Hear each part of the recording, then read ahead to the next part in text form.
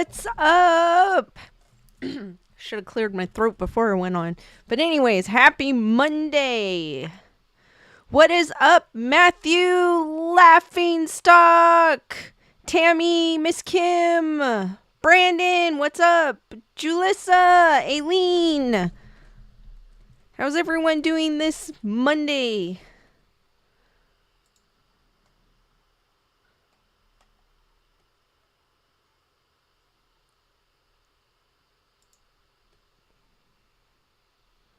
And don't forget to smash that like button like Brandon says.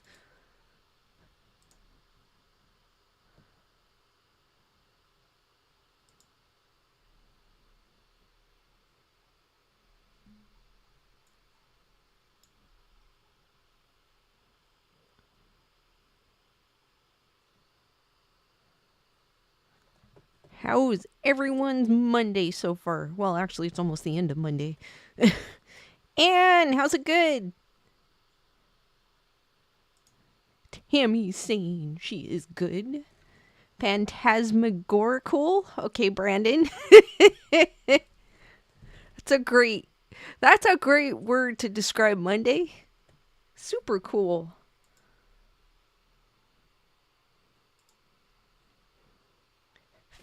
Actually, no, it's phantasmagorical. Try to say that like 5 times. Super fast.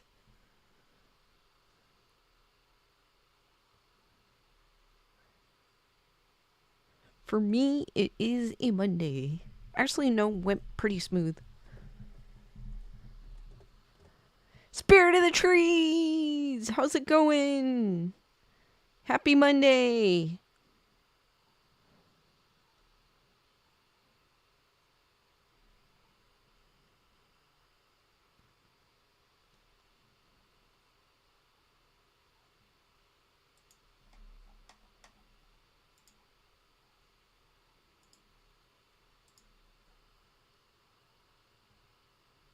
Heather Salvatore, what's up? Watching on the Fire Stick TV on East Coast, going to bed. Super weird Monday.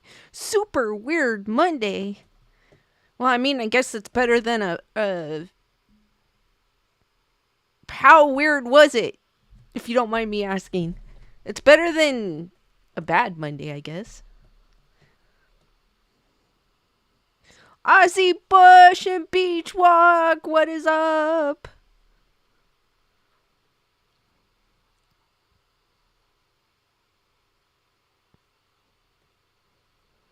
Brandon, thank you for the super chat. Hit the like and subscribe. Thank you, Brandon. If you haven't done so, smash that like button. Hearts for Brandon. Thank you, Brandon.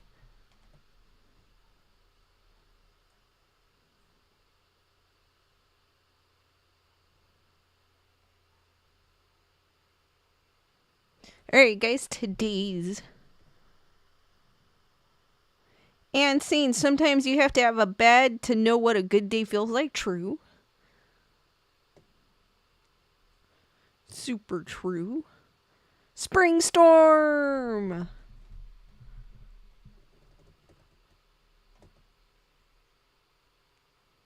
Alright.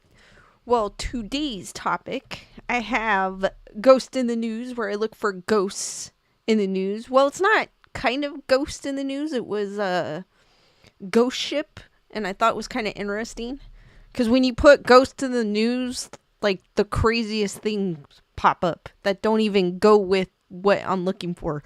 But Heather Salvatore is saying, do I know what a no, I don't.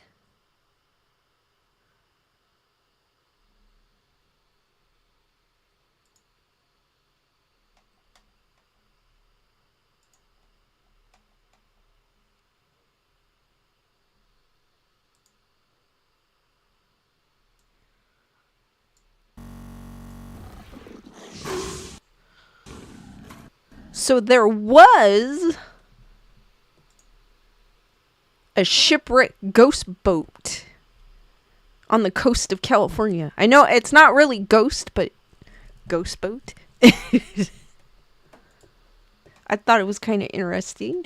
It is on Yahoo Life, written by Stephanie Zappelli. Was written yesterday, or posted yesterday, I should say. And I thought it was kind of cool. I was like, oh, something interesting popped up here. Rebecca! Thank you for joining the wolf pack! Hearts for Rebecca! Carol, what is up? You made it! I like how she goes, Lisa!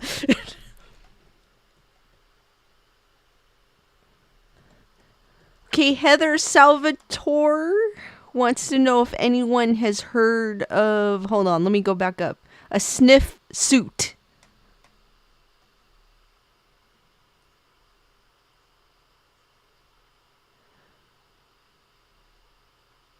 Brandon's like, I meant phantasmagorical. Look up the definition, it's a thing. Oh, cool. Phantasmagorical, I like that one.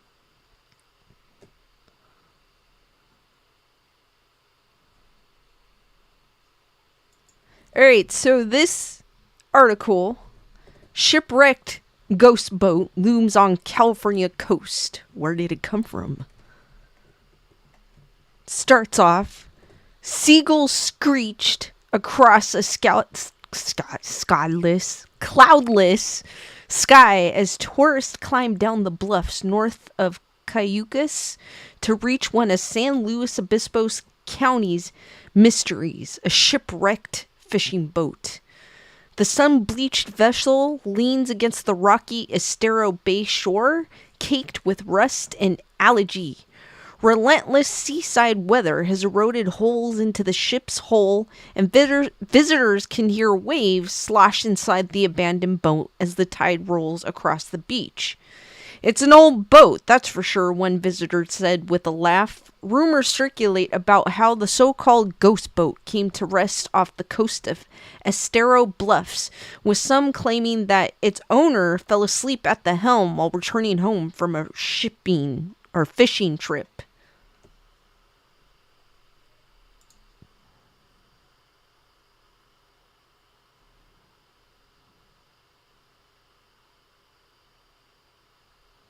Or sniff spot. Never heard of it.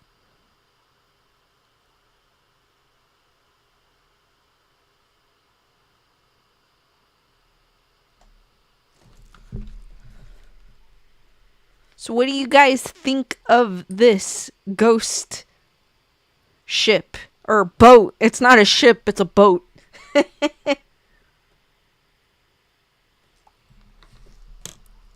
And has anyone heard or seen this boat?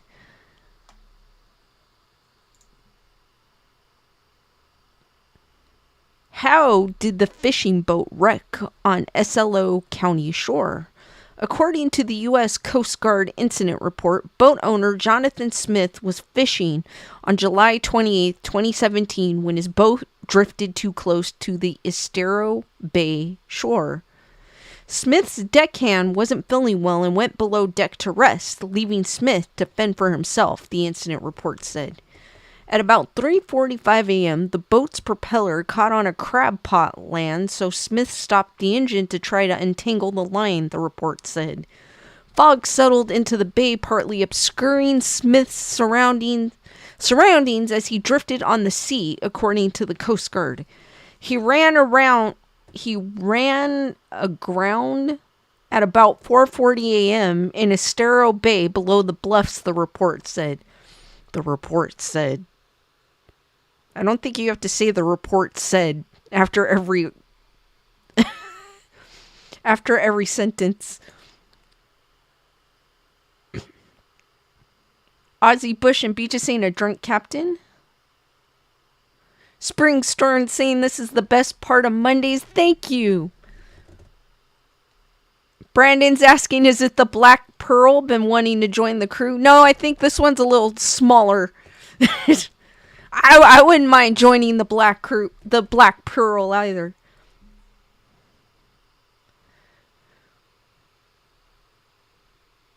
At high tide, Smith tried to catapult his boat back into the sea with a winch attached to his anchor, which he dropped about 100 yards offshore. When Smith started the main propeller, the line was fouled in the propeller and parted, the Coast Guard said, and the boat drifted about 45 feet toward the shore. The vessel was officially stuck in the sand. When the tide receded at about 6:40 p.m., Smith and his deckhand exited the vessel safely, and the Coast Guard declared the boat a total loss. What would it take to remove the fishing vessel? The ghost boat is beached on land owned by the California State Lands Commission, according to the Coast Guard External Affairs Chief Sherry Pemberton. Removing the vessel would cost about $70,000. Money the State Lands Commission doesn't have to spare, Pemberton said. California State Parks runs a program to remove abandoned and derelict recreational vessels, but there is no program for commercial vessels, Pemberton wrote in an email to the Tribune. Smith is ultimately responsible for removing the boat, but being uninsured, he chose to abandon it, Pemberton said. The Coast Guard extracted petroleum and hazardous waste from the boat in 2017, but residual waste will likely leak into the ocean, she said. So that boat's been there since 2017? And it's going to cost $70,000 to remove? I would just leave it there. The vessel's condition is unknown to commission staff, and for that reason, the public should stay off and away from it, Pemberton said. You know there's going to be people that are going to walk on it.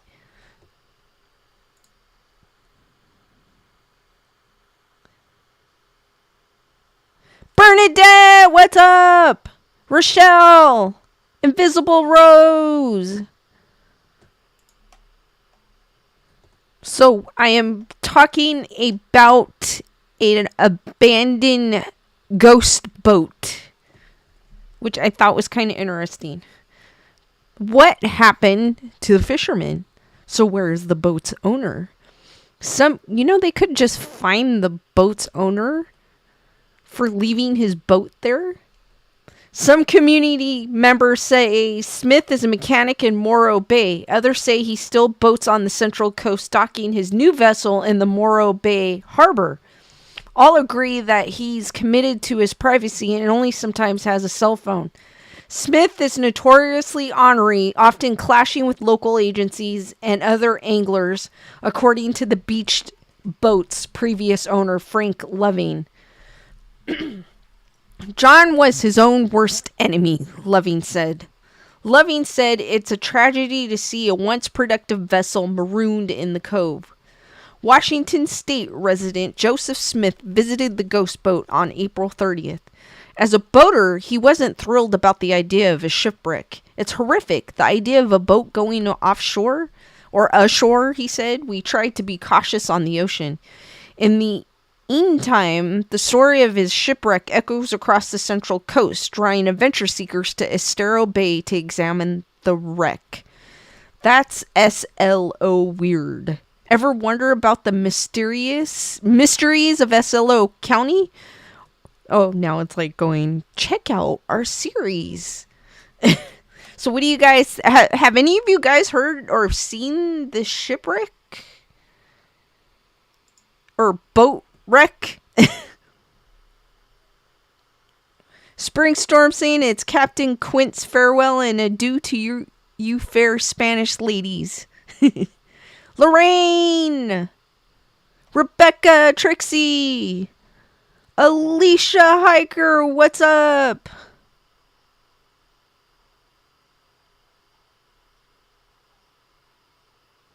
Heather Salvatore saying, okay, weird day with my Sniff Spot app and peeps had to go to computer needed to get the correct glasses. I have never heard of this boat.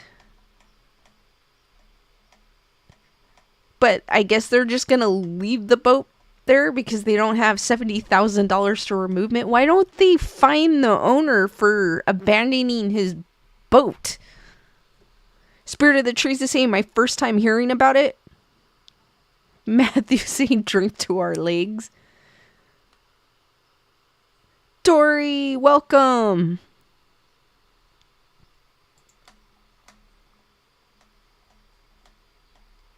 I guess it's been there since 2017, so it's not super old. And of course, they're saying don't visit the boat. We don't know how stable it is. You know, people are going to jump on there and take pictures in front of it and all that good stuff. I mean, I would.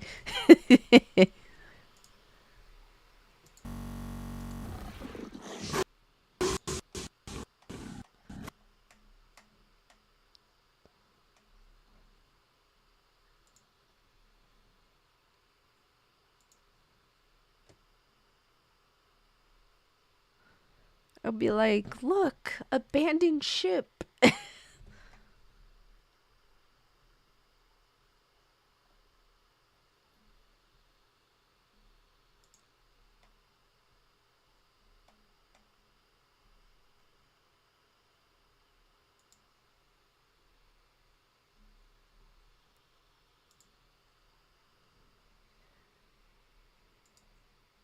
Alright, guys, do any of you know the first horror movie?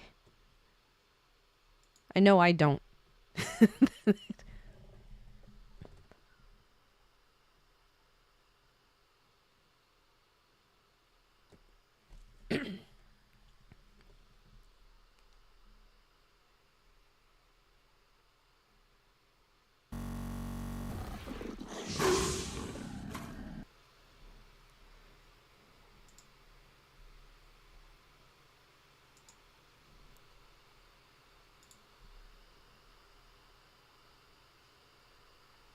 Dory's saying I can watch Jaws over and over again. I haven't seen Jaws in a long time.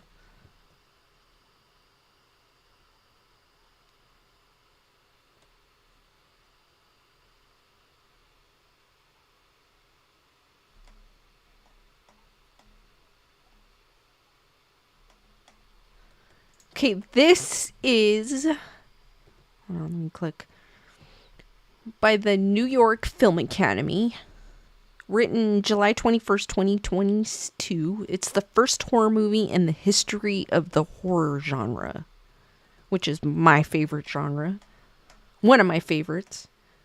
It doesn't say who it's written by. I love when they do that.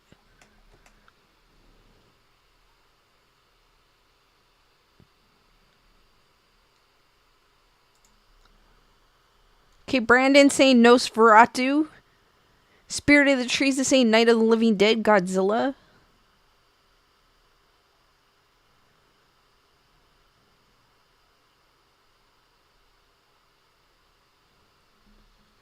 Well, let's see. I don't know which one it is. I would think it's older than Night of the Living Dead. But that is a good movie. Okay, it starts off terrifying people through stories. It's been a pastime of we humans since antiquity, with a large swathe of folklore centered around things that go bump in the night, particularly supernatural goings-on or anything related to and exploiting our innate fear of death. With such a strong precedence in literature and oral history, it's no surprise that the first horror movie was quick to get its feet under the table soon after the advent of cinema. The first horror movie. What was it? Over the course of century, film horror has gone through many peaks and troughs, leading us into the somewhat contentious period we find ourselves in today. The history of horror as a film genre began with, as with many things in cinema history, the works of George Méliès. Just a few years after the first filmmakers emerged in the mid-1890s, Méliès created Les Manoirs du Diable, sometimes known in English as The Haunted Castle or The House of the Devil, in 1898, and it is widely believed to be the first horror movie.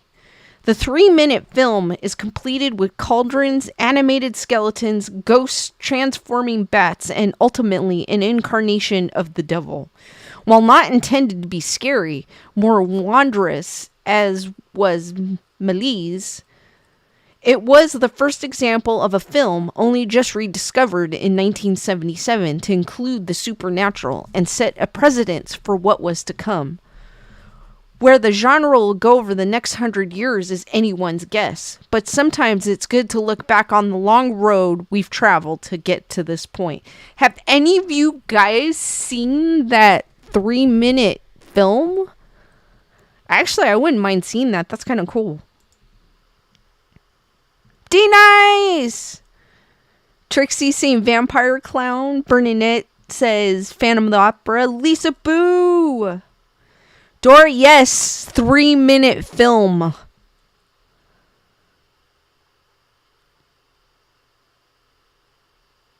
I've never heard of it, so it's kind of cool. I've never actually heard of George Melly's. But they're saying The House of the Devil or The Haunted Castle, which came out in 1898.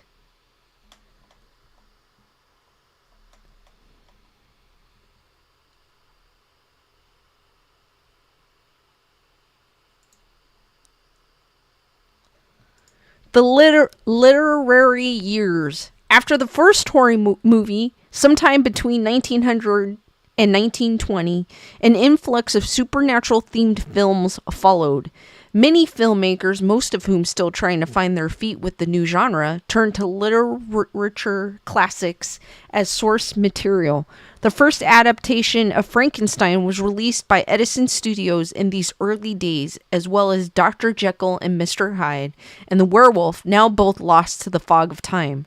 Things were starting to roll at this point, and we move into the golden age of horror. Dun dun dun. No, I'm just kidding.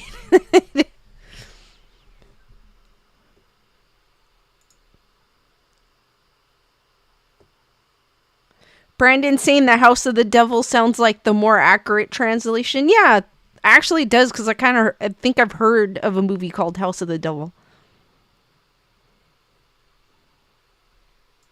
The golden age of horror. Widely considered to be the finest era of the genre, the 2 decades between the 20s and the 30s saw many classics being produced and can be neatly divided down the middle to create a separation between the silent classics and the talkies.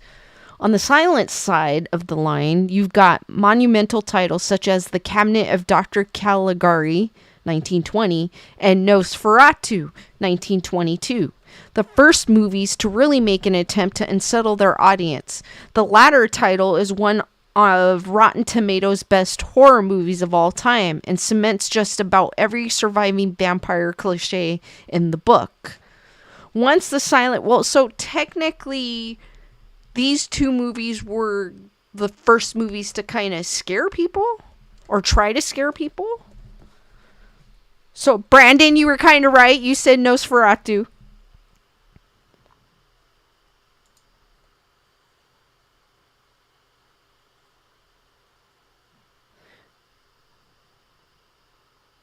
Rob Pros, how's it going? Once the silent era gave way to the technological process, we had a glut of incredible movies that paved the way of generations to come, particularly in the field of monster movies. Think the second iteration of Frankenstein, 1931, The Mummy, 1932, and the first color adaptation of Dr. Jekyll and Mr. Hyde, 1931. I just love that story in general. Dr. Jekyll and Mr. Hyde is super cool. The 30s also marked the time that the word horror was used to describe the genre. Previously, it was really just romance melodrama with a dark element. And it also saw the first horror stars being born. Bela Lugosi, as Dracula fame, was arguably the first to specialize solely in the genre. And as well as unnerving its viewers, the genre is starting to worry the general public at this point, with heavy censoring and public outcry becoming common with each release. Freaks, 1932, is a good example of a movie that was so shocking at the time it got cut extensively, with the original version now nowhere to be found. Director Todd Browning, who had previously created the aforementioned and widely successful Dracula, saw his career flounder at the hands of the controversy. The shock value of Freaks is one of the few that has aged well up until the present day and is still highly disturbing to watch. Has anyone seen this film? I haven't. Now I want to see it. I've never seen this. But this isn't even the original cut.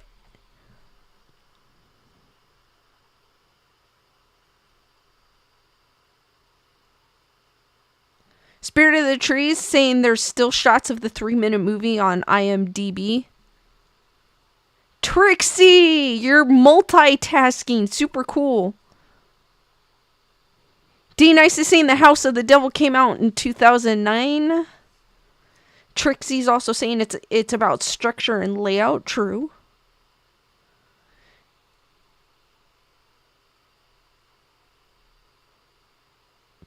I seriously want to check this out now. If we could, I think you can find it somewhere. The Atomic Years. Freaks were banned for 30 years in the country that really came into its own during this period, Great Britain. The Hammer Horror Company, while founded in 1934, only started to turn prolific during the 50s. But when it did, it was near global dominance, thanks to a lucrative distribution deal with Warner and a few other U.S. studios. Once again, it was adaptations like Frankenstein, Dracula, and The Mummy that put the company squarely on the map, followed by a slew of psychological thrillers and TV shows. And of course, you can't mention British horror without paying respects to Alfred Hitchcock, one of my favorites, single-handedly responsible for establishing the slasher genre, which we'll see a lot of as we travel further forward in time. Another hallmark of the 40s and 50s era of horror came as a product of the times. With war ravaging Europe and fears of nuclear fallout running rampant, it's of little surprise that horror began to feature antagonists that were less supernatural in nature. Radioactive mutations became a common theme. The incredible shrieking man, Godzilla, as did the fear of the invasion with the War of the Worlds and When Worlds Collide, both big hits in 1953. The latter marked the earliest rumblings of the disaster movie genre, but it would be a couple more decades before that would get into full swing.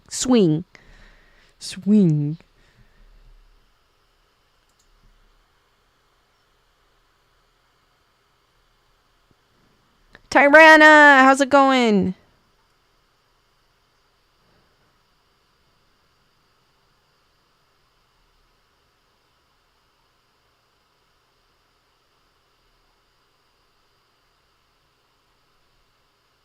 Lisa boosting the Blob. Oh, I do remember that movie.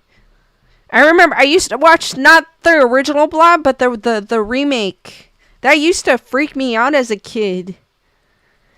The gimmicky years. 3D glasses, electric buzzers installed into theater seats, paid stooges in the audience screaming and pretending to faint. Everything and anything was tried during the 50s and 60s in an attempt to further scare cinema on audiences. This penchant for interactivity spilled over into other genres during the period, but quickly died down and passed due to the massive amount of expense involved. For horror in particular, this gave way to the opposite end of the spectrum, incredibly low-budget productions. From the late 60s onward, so insatiable was the American appetite for gore that slasher films produced for well under 1 million took hold and were churned out by volume. That's not to say that there weren't some masterpieces produced during this time, though.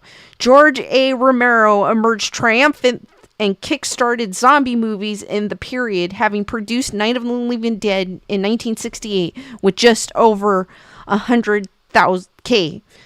It went on to gross 30 million, and The Living Dead rose in its wake. He is the godfather of zombies, as I call him.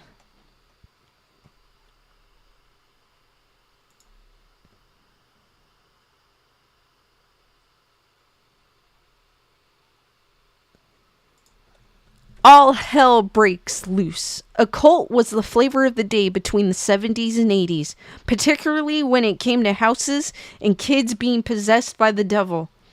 The reason for this cultural obsession with religious evil during the period could fill an entire article on its own. But bringing it back into the cinema realm, we can boil the trend down to two horror milestones: The Exorcist in 1973 and The Omen in 1976. Both great films.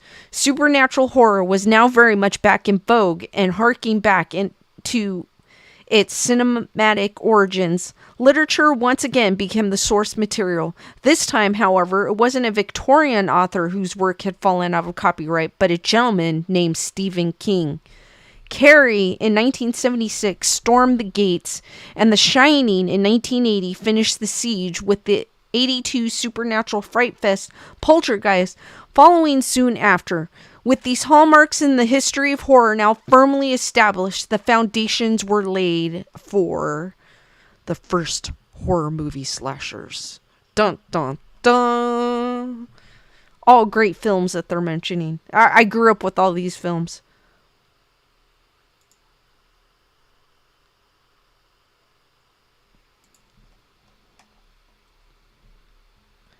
If there's one trope that typifies the 80s, it's the slasher format. A relentless antagonist hunting down and killing a bunch of in ever increasing inventive ways one by one, arguably kicked off by the Texas Chainsaw Massacre in 1974. That movie has no blood in it. The output, or gore, I should say, the output became prolific over the next decade.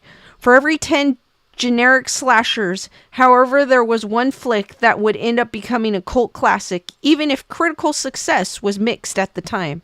Halloween, Friday the 13th, and A Nightmare on Elm Street are the most prominent examples, which became so successful that they spawned their own long-running franchise, the first time in the history of the genre that multiple sequels became commonplace. Plenty of imitators and rips-off followed, too, particularly in the holiday-themed department. Some were a lot better than others, as the genres described to it most kitschy. Similar to the first horror movie, these films were not intended to scare, but to entertain.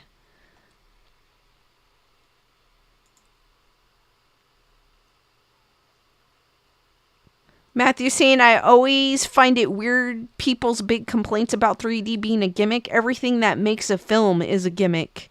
True. Lisa Boo saying, I love Stephen King. D Nice, oh my god, Carrie, that dang closet, yes. Definitely. Spring Storm saying Halloween is my favorite. Tyranna loves Stephen King as well. Ozzy Bush and Beach bought my 11-year-old Nightmare on Elm Street DVD box set for... Oh, that's super cool. Super cool. The Doldrums.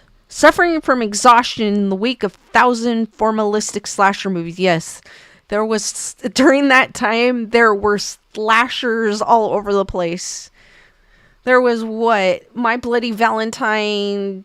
Terror Train, what is it, Prom Night, you go on. It was all the same type of formula. But I like them, so I mean, I could watch them over and over again. And their sequels. The genre lost steam as it moved into the 90s.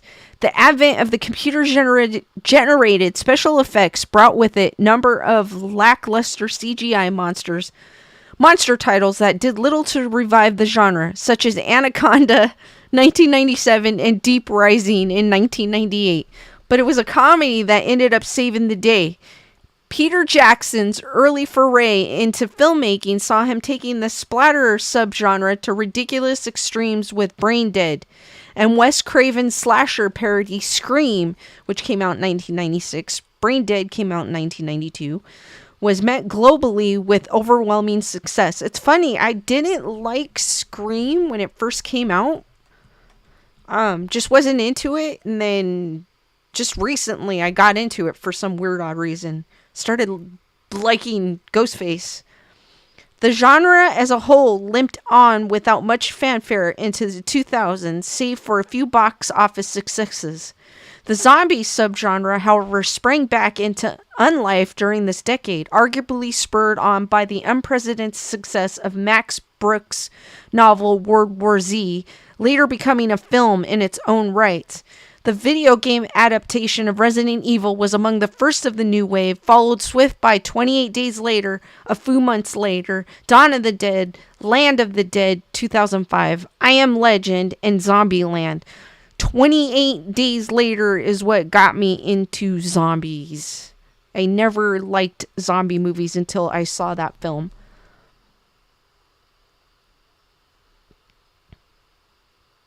Matthew saying first time I saw Nightmare on Elm Street was on a top-loading VHS player we rented from Albertsons. You just dated yourself, Matthew. No, I'm just kidding. I remember those too.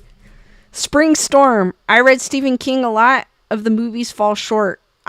Well, the book is usually better. Usually. 9 times out of 10, the book is better. But sometimes I do like the movie, but I always prefer the book. D Nice is saying, I love how 90s horror flicks somewhat turned into comedies. Yeah, I think that's what it was. I didn't like comical horror. Nikki, how's it going? Wendy's like, oh my god, the telephone when the bed sucked him in. And that was the first movie Johnny Depp was in. Was Nightmare on Elm Street. Rochelle is saying, I was reading an article about a 2021 horror film, Aftermath. They say it is very scary. I haven't watched it yet, though. No, I haven't seen that one either. On Netflix, okay. The present day. The state of the horror industry is hotly contested, with the genre seemingly relying on churning out remakes, reboots, and endless sequels. Many argue that it's languishing in the doldrums once again with little originality to offer a modern audience. The resurgent of torture is also derided as a subgenre, having come back into the fore in the wake of the 2000 Saw and Hostel franchise with no sign of slowing down. And I liked both of them. It's funny, every time I see Hostel, or I walk by one and it says Hostel, I just think of the movie and I'm like, I'm not going in there. On the other hand, glimmers of hope shine through with examples of extreme originality and artistry. Cabin in the Woods, 2012, has been heralded as this decade's scream, and the recent releases of The Babadook and A Girl Walks Home Alone at Night, both 2014, breathed new life into the genre. Jordan Peele, he's overrated, writer, producer, and actor, rose as the new king of horror with original films including Get Out 2017, Us 2019, and Nope 2022. Nope being the only film I kind of liked by him, which topped Rotten Tomatoes' best horror movie lists. While scary, the films are also smart and provide socio-political commentary, as Peele explained in an interview with Time magazine. NYFA alum Tracy Oliver is a co-writer of the 2020-22 film The Blackening, a movie that makes fun of horror cliches but also calls out racial stereotypes. Both films, similar to the first horror film and a variety of others in the history of horror, don't have the main goal of scaring the audience.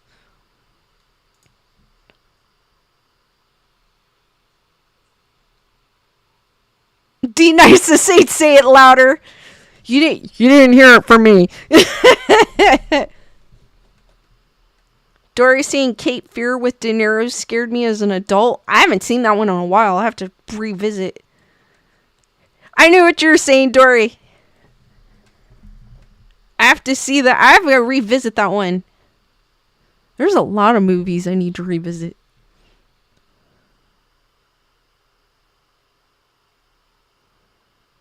Wendy's asking, what was the one that they all had the same birth date stuck in the motel? Does anyone in the chat know that one?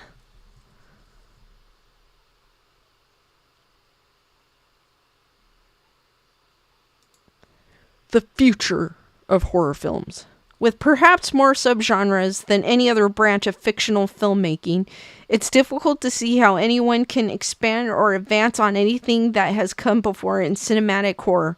However, there's no doubt somebody will, and that motivated and imaginative film school student becomes the Alfred Hitchcocks of tomorrow.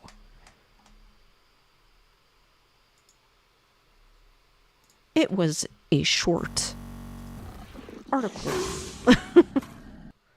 Very informative, though. I really like that one.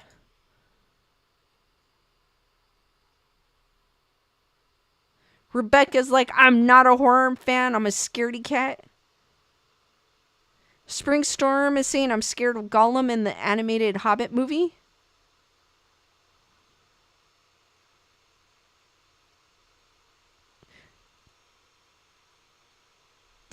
Indeed, nice.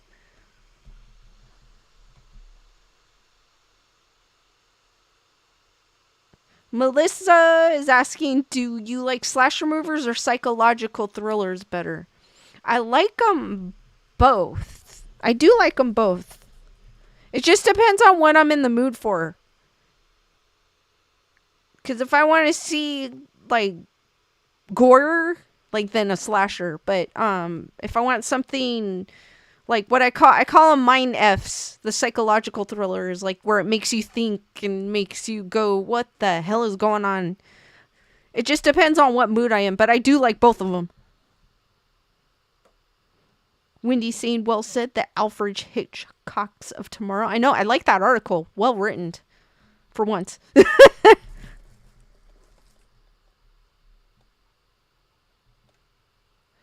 Dory, just have the lights on. D Nice likes psychological thrillers. Bernadette saying, oh my gosh, do you remember Dr. Giggles? Hell yeah, they used to call me Dr. Giggles. And I go, no, I'm not Dr. Giggles. Because I used to laugh all the time, so they would call me Dr. Giggles. And I go, I'm not some maniac. That movie was cheesy. Wendy likes psych thrillers. Dory's a psychological thriller. Spring Storms is good with horror films, but not Criminal Minds. Cannot watch alone or before bed. I mean, I guess I still giggle, so nah, never mind. Dory's like, my hubs might check the lights on. Nightlight.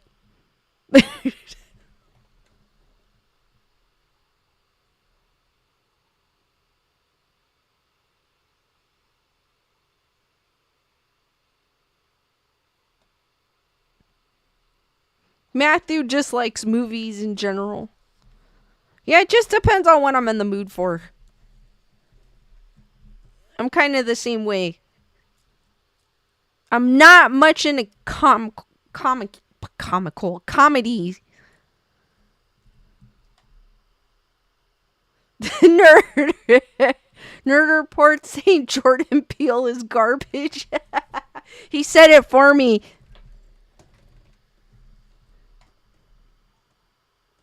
Nikki's asking if I've seen Evil Dead. No, I haven't seen the new Evil Dead yet. I want to, though.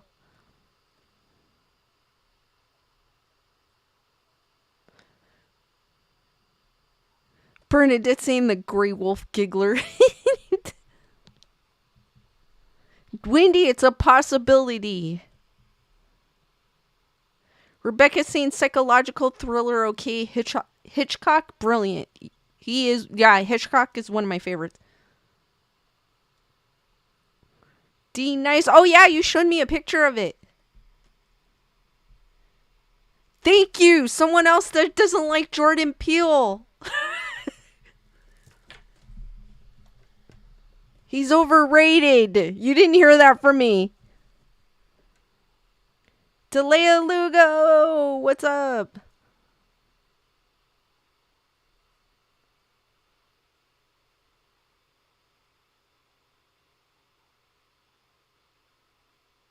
Have any of you guys seen, what is it called? Cabin in the Woods? I think it's called Cabin in the Woods. The M. Night Shyamalan film? Is it called? No, it's not called Cabin in the Woods. Hold on.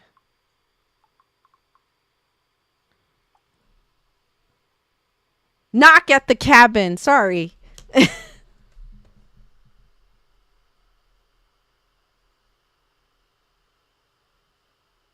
Spring Storm like psychological. Hard to find a good one. True. Oh, Nikki, how was it?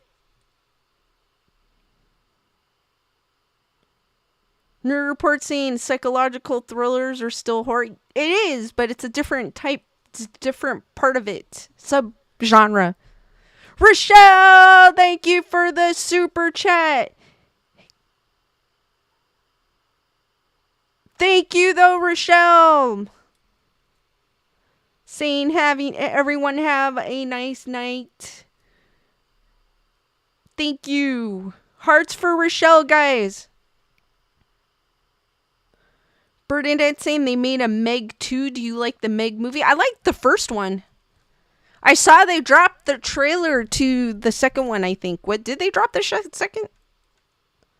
I know they showed it at CinemaCon, but I wasn't at the presentation for that one.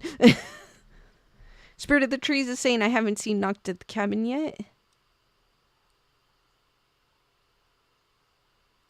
Oh, that's cool. It looked good. I'm looking forward to watching it, Nikki. Has anyone else seen the new Evil Dead?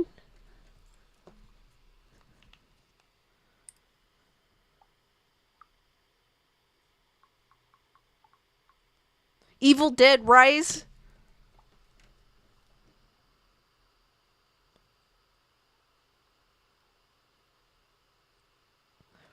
Bernadette, was it Evil Dead that you saw, or did you see the Knock on the Cabin?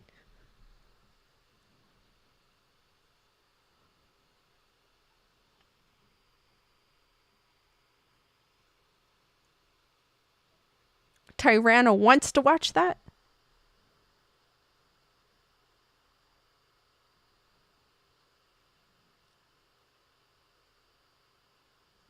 Panda hasn't seen it.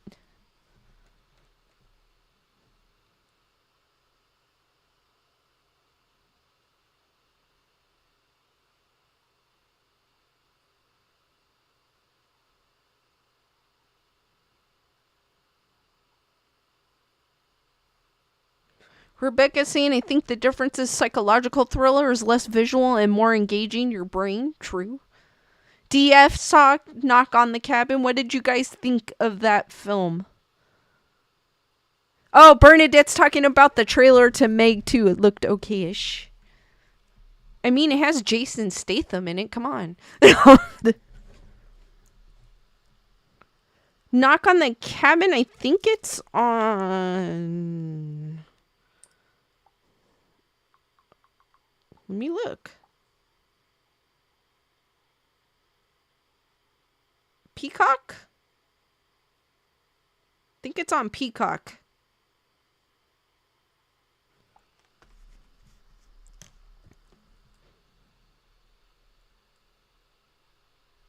For anyone that has Peacock.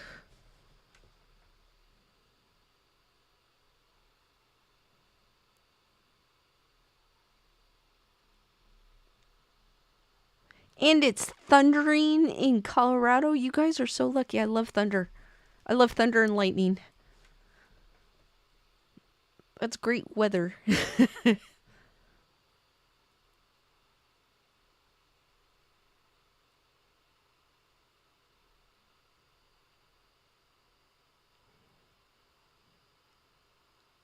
Alright, Nerd Report saying on May 9th Evil Dead will be available. That's so soon already. That's crazy. Matthew hasn't been to the movie since February. The last movie I saw was The Flash.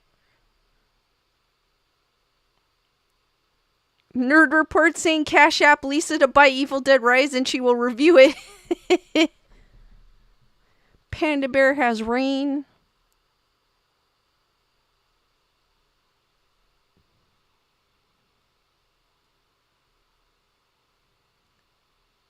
That's cool. Everyone has. Well, if you guys like stormy weather, I like stormy weather.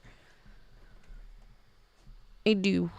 I like those mixed in with sunshine, but I pretty much like my stormy weather because you could get all cozy. And sometimes, and for some reason though, thunder and lightning are relaxing to me. Don't ask me why.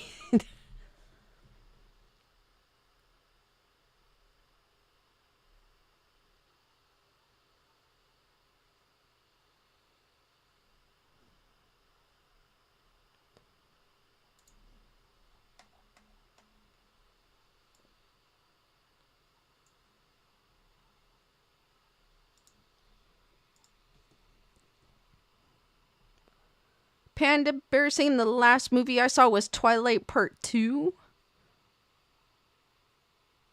That was in the theater. That was the last movie you saw in theaters? Oh, wow, crazy.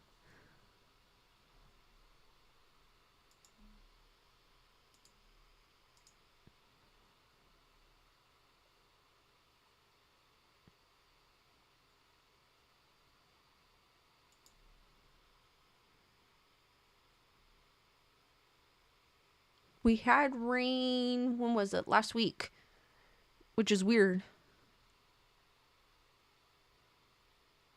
Bernadette's asking, do you think the new movies are going to streaming because not too many people go to the theater? The go to the streaming quick now. I noticed that. No, I think there's still people going to the theater. But there's also some people that can't physically go to the theater, so I feel like maybe it's for them. Which I thought it was kind of cool when they did.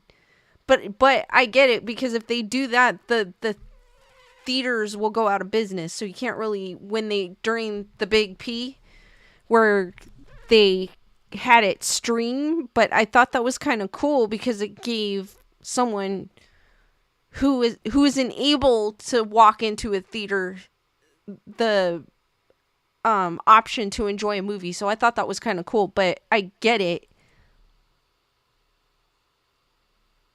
Nerd Report saying Cash App Lisa, and Lewis and I will post a review of Evil Dead Rise for you tomorrow. Go. Oh, it's coming out tomorrow. Yeah, that's right.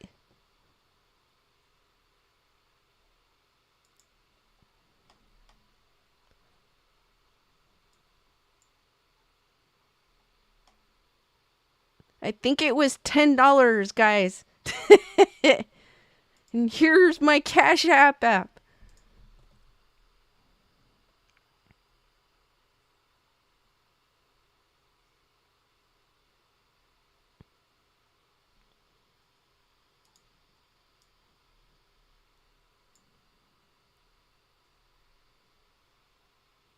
Jin saying, I was shocked that Dungeons and Dragons is already on Netflix. I'm waiting for John Wick 4. I think it was 4. Yeah, 4. I think it comes out at the end of this month on digital.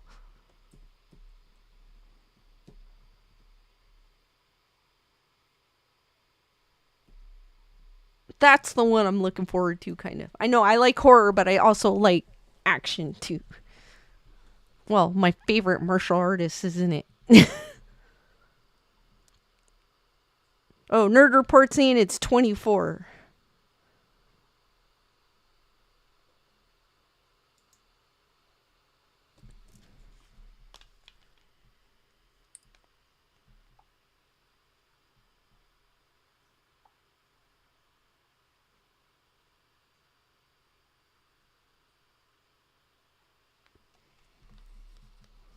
Nikki's seen John Wick 4.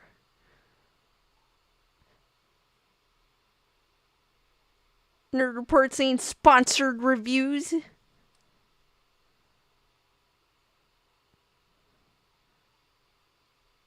So yes, guys, if you want to see Nerd Report and I review Evil Dead,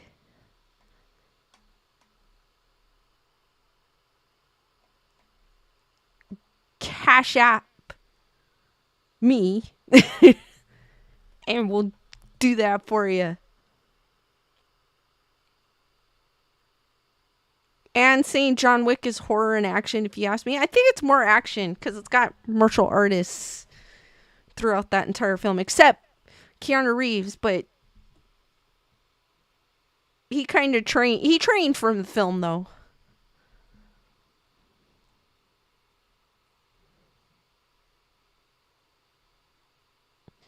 Thanks, Ozzy.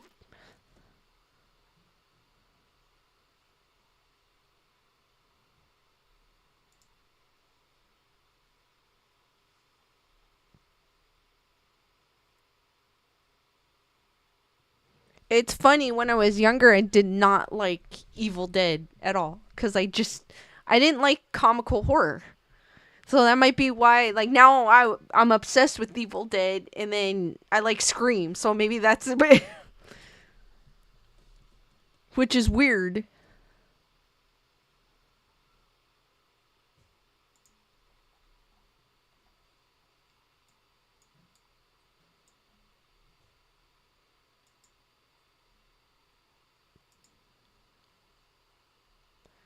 Jen Decker saying a huge fan of action movies thanks to my mom. That's cool. I get that from my dad. How old is Keanu? I think he's like 50 something.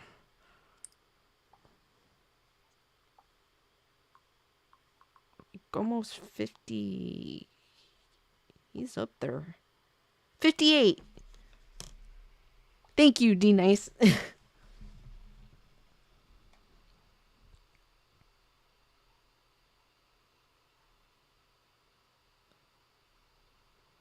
Panda Bear saying, have I seen Citadel? Yeah, it's an action drama spy series that just started. No, I haven't seen it. What streaming, or what is it on?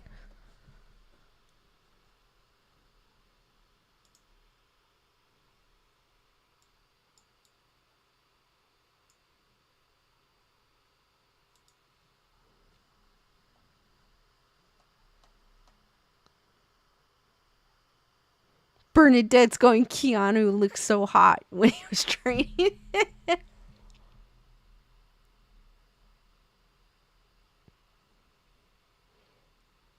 Yes, Keanu Reeves takes good care of himself. Oh, wait a minute. Melissa! Thank you for the Cash App for the Evil Dead Rise. You are awesome. Heart for Melissa. Thank you. No, serious, you're awesome. That's super cool. Hearts for Melissa, guys.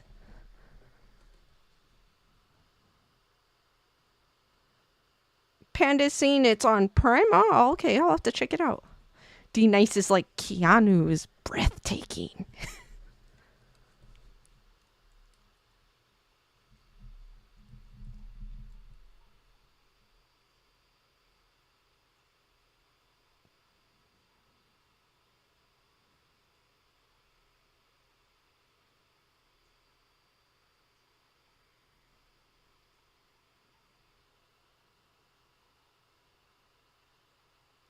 Oh, Dory, yes, I have. That's an Eli Roth movie. They're asking, did you see him in the movie where the two young ladies take him sort of hostage in his own home? Yes, it's an Eli Roth film. It has his ex-wife in it. Nerd Report saying, hell yeah, thank you, Melissa. No, serious.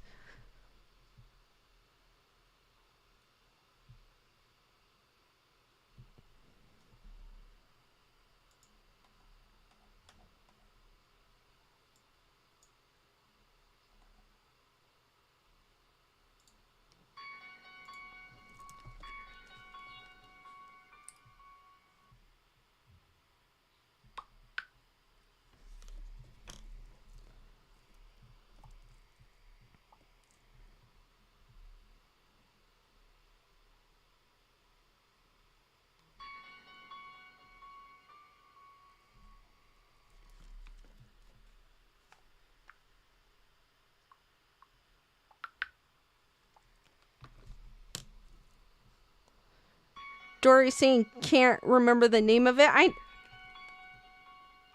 Hold on here. I know which movie you're talking about. I just don't remember the name. And I know it was Eli Roth. Knock Knock. It's Dory. It's called Knock Knock.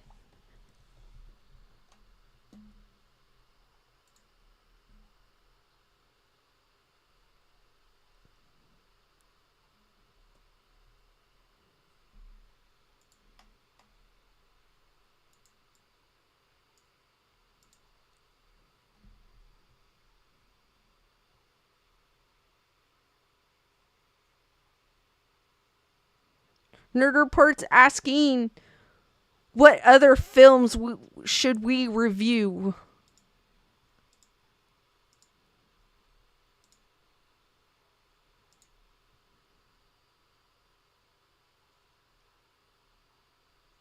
Heather, whatever. Tyrann is saying Knock Knock is a good movie. It is. I love Eli Roth though. He's one of my favorites.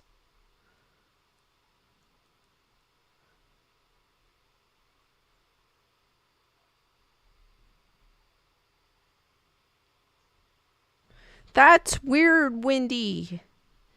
Maybe refresh? Or after later. Not right now, but try refreshing.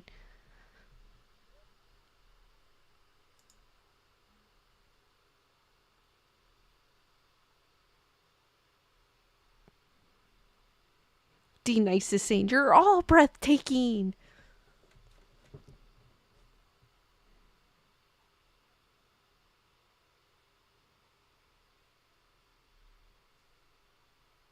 Spirit of the Trees was saying Barbarian was crazy. It was. I liked that movie. I know there's some people that don't like that movie, but I liked it. I enjoyed it. And some of the parts I was like, no, she's not gonna do what I think she's gonna do. And then she did what I thought she was gonna do. I was like, oh, if you've seen it, you know.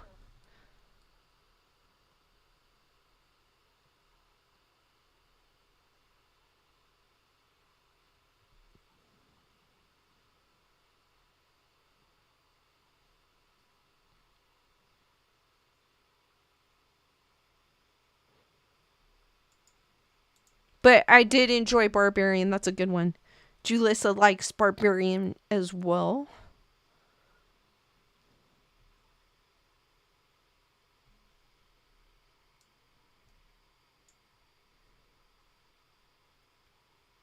That was a great movie. I was kind of sad because what's his name? Skarsgård. He was only in it in the beginning. Brandon likes the Fear Street trilogy that was on Netflix. I liked it. I didn't watch the last one though.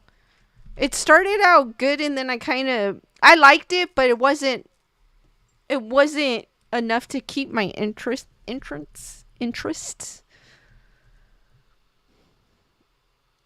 But I did like it.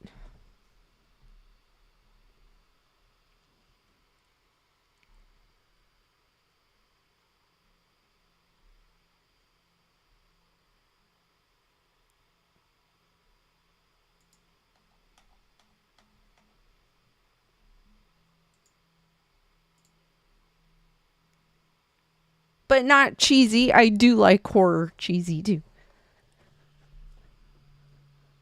I liked Happy Death Day, so both of them, 1 and 2.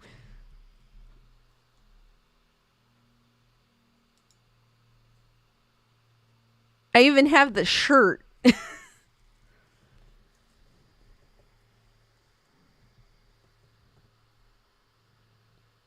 Jen Decker liked Fear Street well. Oh, Bernadette, Ghost Ship. Oh my god, Ghost Ship has the most epic opening scene. And then it has that Mudvayne song throughout the entire film. And that's how I discovered Mudvayne. It is underrated. It has if you guys have not seen Ghost Ship, at least see the opening scene. That is epic. It's the one opening scene I can watch over and over again. I just love, oh my gosh. I just love that part. Yeah, great sound. Brandon, I agree. Great soundtrack, too. D Nice is like, dude, the Skarsgård family, don't mess with them because, damn, they're awesome. They are. They're very talented.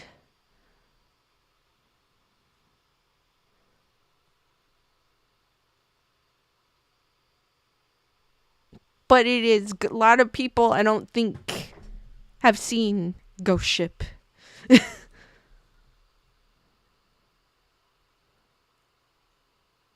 Oh, Rebecca, cool. That sounds fun. Seeing that, going to a film premiere about finding the voice documentary about an Australian singer, John Farnham. Cool. Bernadette saying, I think it's about a real ship that disappeared. I'll have to check that out. Yes, Jen, you definitely have to watch Ghost Ship. D Nice is going, this is why I am happy to be short. If you guys have seen that movie, Ghost Ship, you know what we're talking about. But if you haven't, you have to watch it. Even if it's just for the opening scene.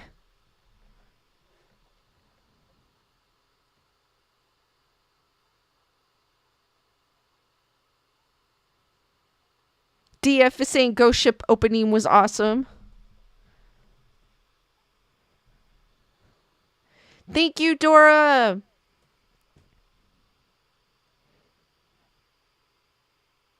D Nice, I'm about an inch taller than you.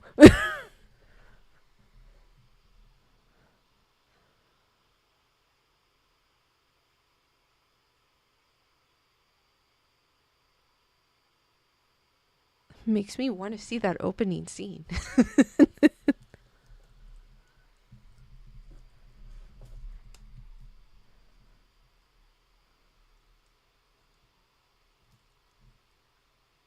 Brandon, you have to check out Ghost Ship, if anything. It seems like, I agree, Bernadette, it seems like it would continue, but they never did. Panda has seen Ghost Ship. It's a good movie.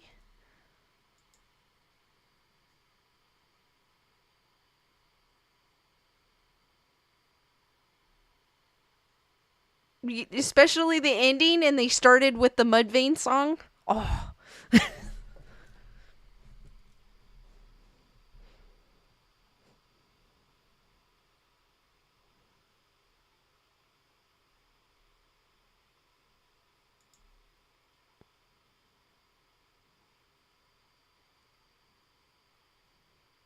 It's like,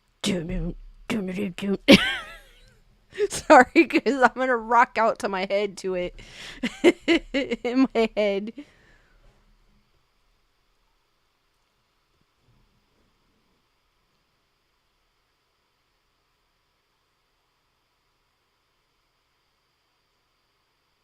All right, guys. Do you guys have any questions? I'm gonna open it up. Could be paranormal related. Could be not. Up to you. Oh, Melissa's watching Ghost Ship with the opening credits. You won't be disappointed, Melissa.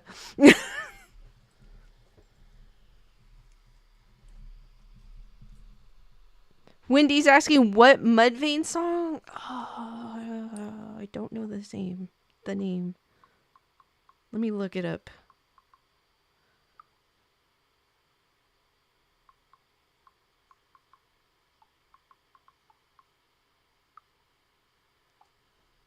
Not falling.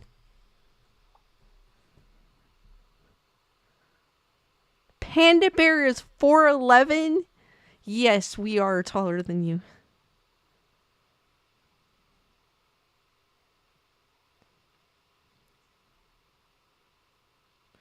Brandon's asking what's the latest films you recommend to see. Definitely if you're into DC, check out The Flash. I enjoyed it. Shouldn't, just because the actor is in it, shouldn't stop you from watching it. I'm trying to think of what else I saw. I mostly lately I've been watching like true crime stuff on streaming.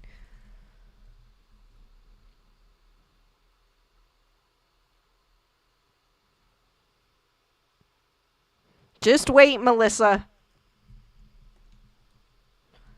But for sure, The Flash. That's the last one I've seen. Um, what else I saw? I saw Knock on the Cabin. I mean, it's M Night Shyamalan fashion. If you like M Night Shyamalan, definitely check it out. Um, I liked Old better. Lewis didn't like Old too much, but I liked it better. Um, Christy, what's up, Christy? Alice. D Nice is going to be watching Renfield soon. Cool.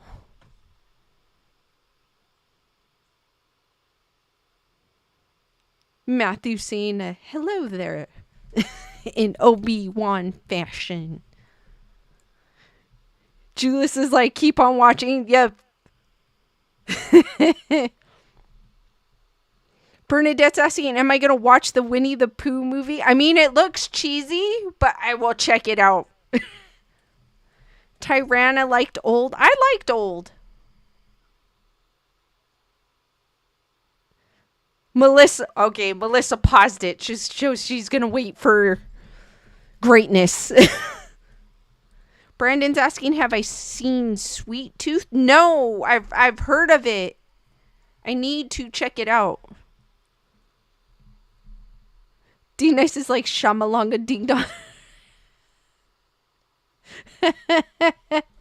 The cool thing about M. Night Shyamalan, he appears in every one of his films.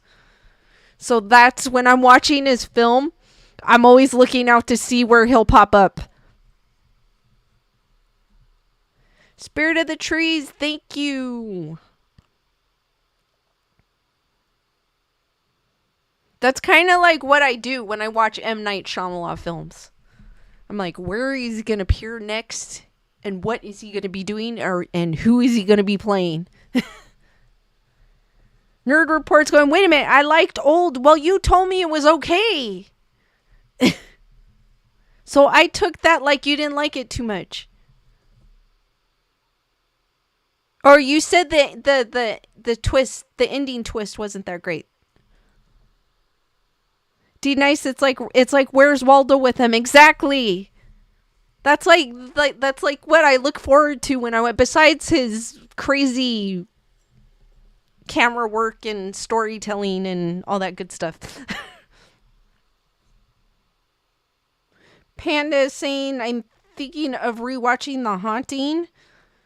It's been a long time since I've seen it. 1999 film? I know I've seen it, but I don't remember it. I know I've seen it. Hold on. Let me do a search.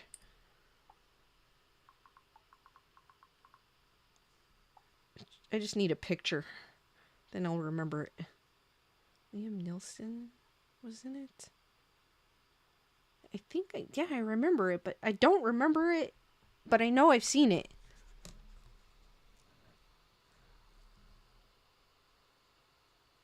Susan saying, just like Hitchcock, my favorite director. He's so cool.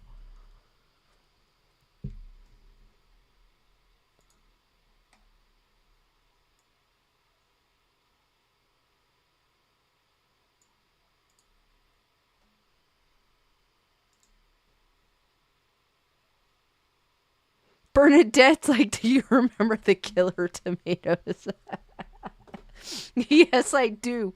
I haven't seen that movie in years. Now, that's cheese to the 10th cheese.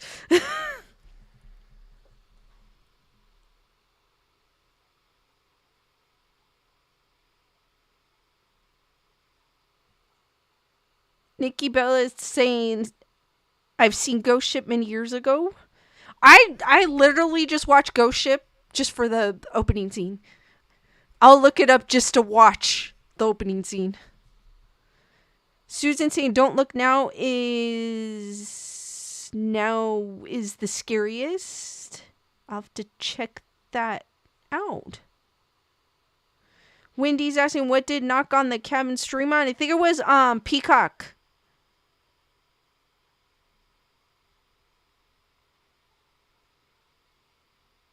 But we actually have it, so we didn't stream it on a streaming service. Jen Decker saying the Killer Donuts was awful. There was a Killer Donuts. That sounds awful. It's not a plane. It's not a bird. It's a killer donut. DF saying the opening scene is right. I know, that's where I go. I'll search it and I'll watch it over and over and over again.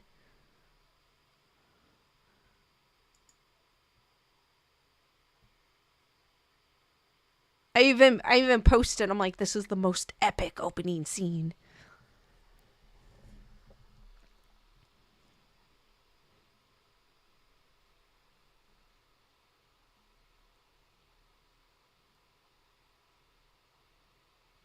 Brandon saying the scariest film I saw was Idiocracy.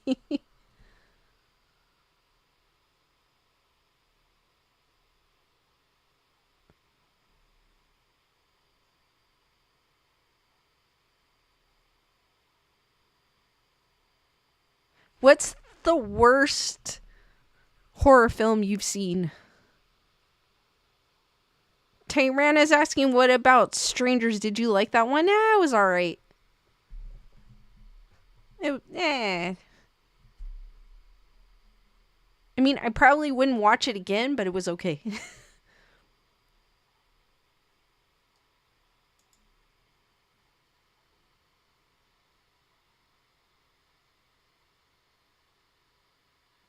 Trying to think, what is the dumbest horror movie I've seen? I don't remember. That's probably the good thing about it.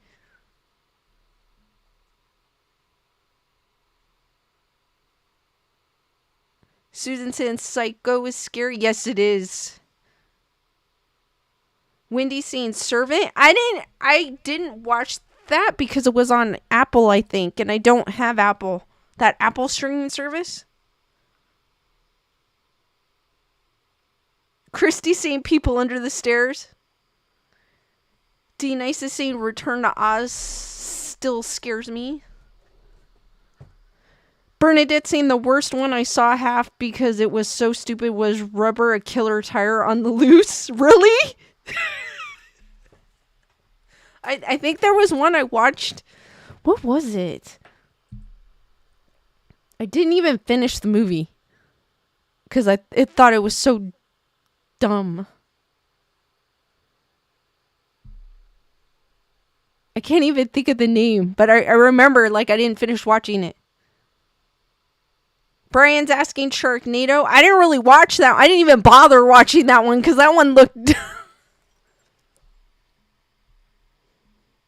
DF did not... Oh, yeah. The Human Centipede. I mean, I watched it for shock factor. But storyline, yeah, it's... But I watched it because I was like, what the heck is going on? That was the only reason why. It was one of those movies where you want to keep watching, even though it's so bad, because you want to know what's going on. Alice, thank you for being a member of the Wolf Pack for 1 month. Saying The Exorcist is the scariest movie ever. Definitely for its time.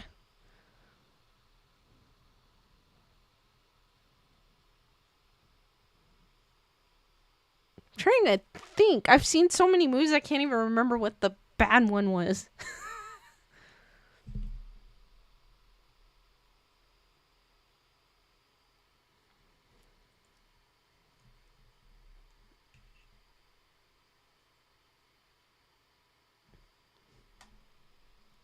Tyrant, I agreed. Sharknado looked dumb, so I didn't watch it. Yeah, I didn't even bother watching it.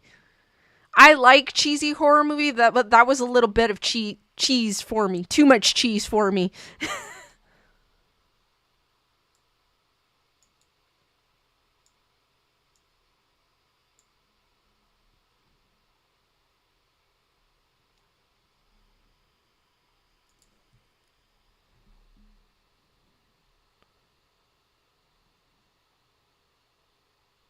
Alice is saying the birds are scary too. Yes. D Nice's Jennifer's Body was it. Yeah, but a lot of people like that movie though. Matthew saying Birdemic, but riff tracks makes it so funny. Alice, oh yeah, Halloween Ends was bad. That was bad. I didn't walk out though, but it was bad. I mean, it would have been okay if it wasn't a Halloween movie, but the fact that it was a Halloween movie and it was supposed to be an ending of an iconic character, that was trash. That's why I don't have high hopes for the Exorcist remake.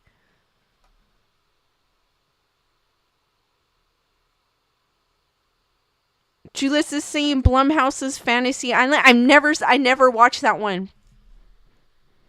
But then again, the trailer didn't look that great, so that's probably why I didn't watch it. Wendy saying Pinhead. I liked Pinhead.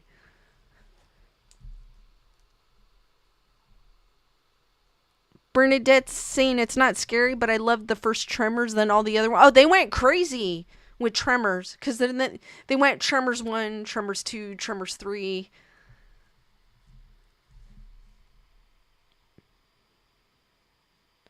D Nice is going, Sharknado is one of those movies you want to know what actor's going to appear. Frankie Muniz came back to acting just for that franchise. Ha!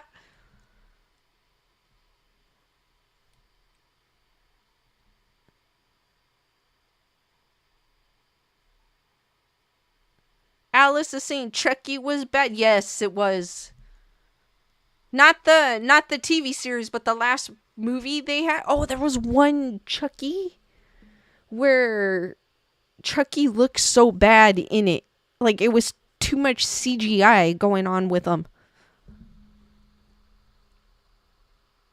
DF like Jamie Lee Curtis in it.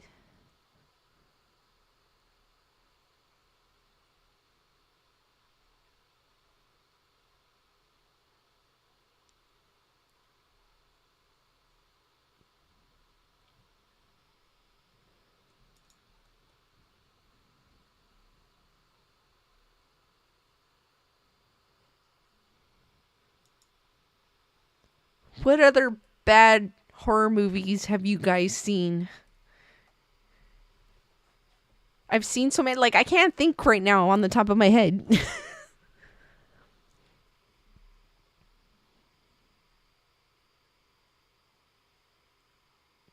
I'm like trying to think.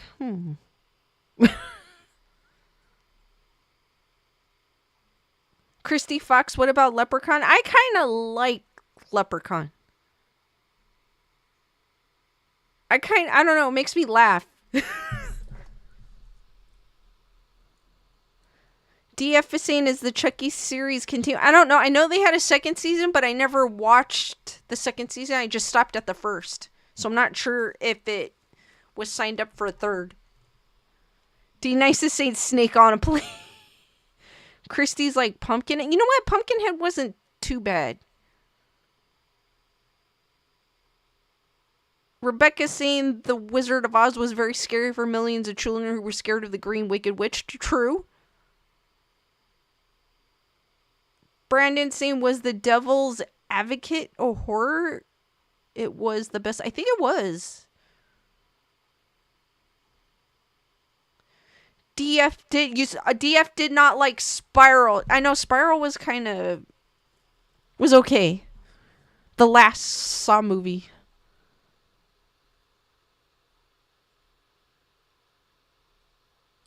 Lorraine say, when I hear his name, I always think M. Night Shyamalama Ding Dong. Tyrannus saying Leprechaun was funny. Yes, it was. What was her face was in it? Jennifer, what's her name? I want to say Jennifer Lopez, but it's not Jennifer Lopez. What's her name? Jennifer Aniston was in it. Leprechaun. Alice is asking, did I like Megan? I liked the doll. The storyline was, I liked the relationship with the kid and the aunt, but it was just, I just like Chucky better, because to me it was just another doll gone. It wasn't a surprise for me, I guess. I don't know how to explain it. Like, I knew what to expect in the film.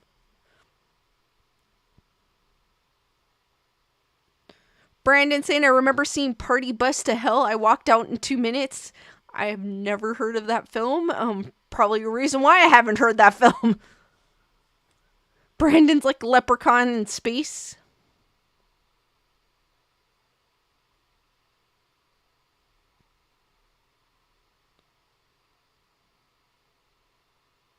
Wendy's asking, when was the original Exorcist released to television? I don't know. That's a good question.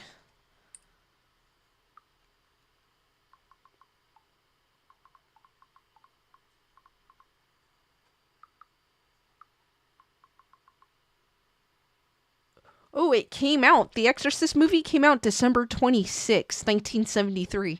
That's a great day to come out with that movie.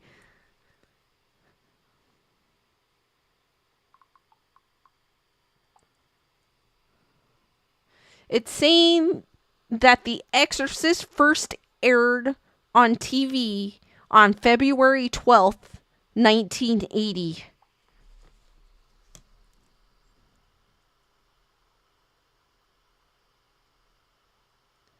Melissa's like, I won't watch any horror movie without someone recommending it. Too much emotional investment to go on blind. Well, what I like to do, what I used to do, I haven't had time to do it, but I used to go on Netflix and just scroll through the horror films and pick one. And 9 out of 10, I've actually found a film that I never heard of that was actually pretty good.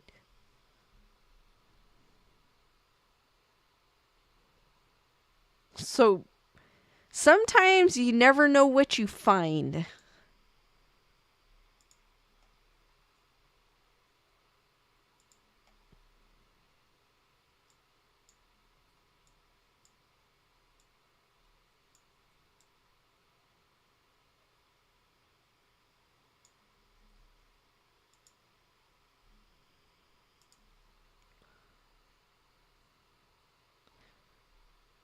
Wendy's saying, I watched Friday the 13th with my French exchange students I hosted for the summer. I was under.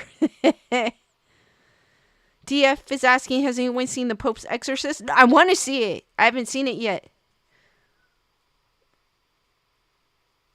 Melissa's saying, I am braver than her. Well, I like to discover different things.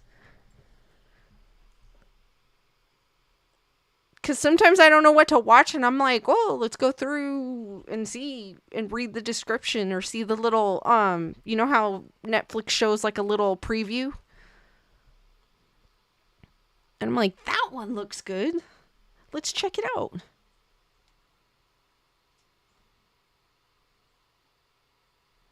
Bernadette saying, voice from the stone with Emilia Clarke was very intriguing and pretty good. I don't think I've ever heard of that. Brandon saying scariest carrier was Large Marge from Pee-wee's Big Adventure.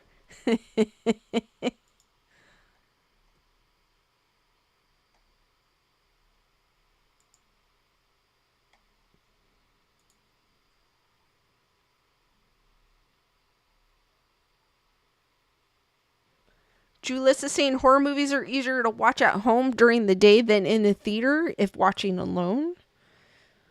True. But I like watching with the lights off, all comfy with the covers on. I like, that's how I like watching, or relaxing on the couch, however it is, wherever you're lying on the bed.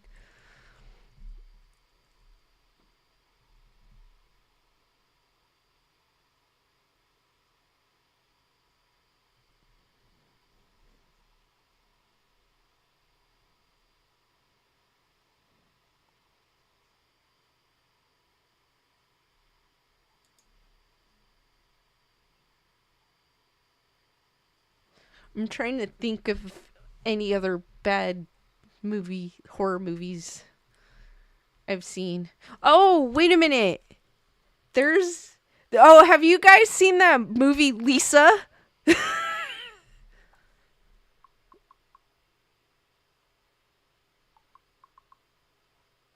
It came out in 1990. I remember seeing it. I was like, "Oh, I got to check this out. It's got my name."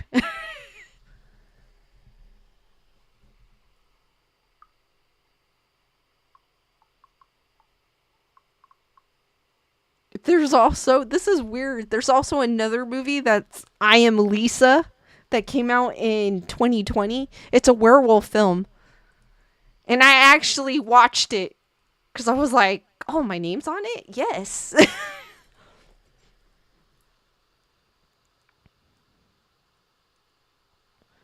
Alice is seen at night watching a movie. That is when I like watching me. That same here, same here. Alicia Hiker's Halloween Season of the Witch. I couldn't get past the fact Michael Myers wasn't in it. I like Season of the Witch, but I can see what you're saying.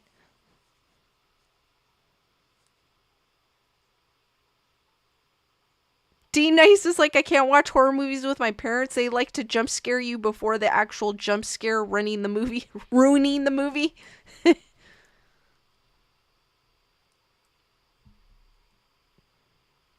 Brandon's like, no, we need to have a party stream for that. Well, the first Lisa film is more like a I want to see, what do they consider it as?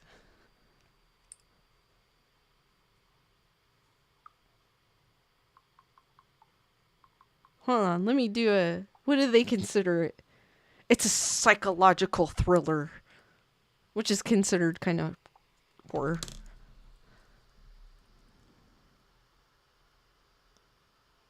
Alice is asking, have I ever seen Alice Sweet Alice? I've heard of it, but I haven't seen it.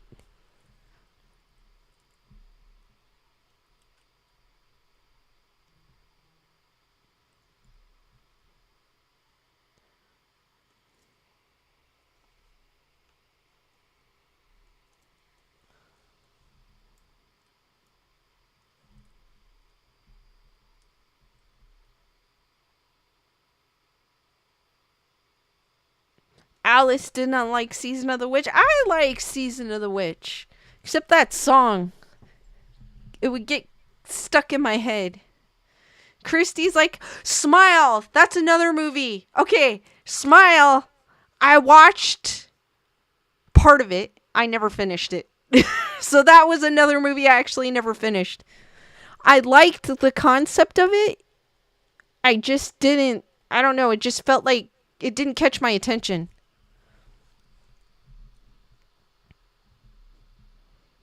I never finished it. I think I watched the first 30 minutes of that film and never went back to it. So obviously I didn't like it. And I keep saying, oh, I gotta finish it, but I never go back to it. I like the concept of it. It's creepy, but I think it's just how they did it. They showed like a short film that's, I think, that gave the idea for that film, and that short film is way better than the actual movie.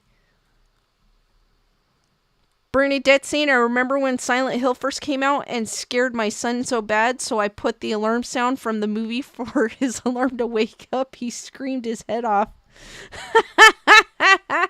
That's a good one. Okay, Julius is saying finish Smile. Alright, I'll start it over. One of these days I'll go back to it and I'll start over it, because I think I watched it. It was a couple months ago when I started it. Matthew saying looks like what the Joker does to people. Yes.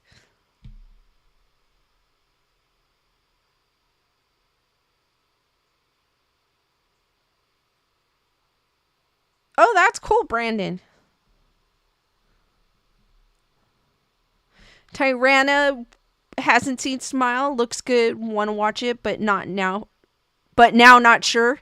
No, don't. Just because I say I didn't care for it. Well, I didn't finish it, so technically I can't say I didn't like it. But I never went back to it. But just because, even though someone says a movie's bad, I still check it out. Because I am a horror fan and I like checking out all the movies, regardless if they're good or bad. But, Julissa, I will try to revisit Smile.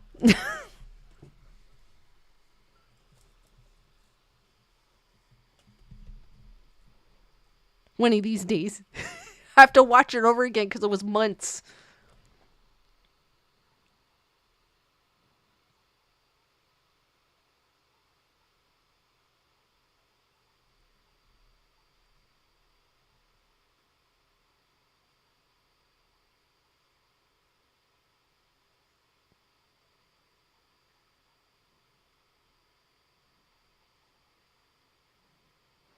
Julius is like, yes, start it from the beginning. No, I'll have to because I'm not going to know what's going on. I don't remember. D Nice hasn't seen that in forever. I think it was months ago when I watched it and I never returned. I have not returned or revisited it. But I will. I'll make a point to revisit. For sure.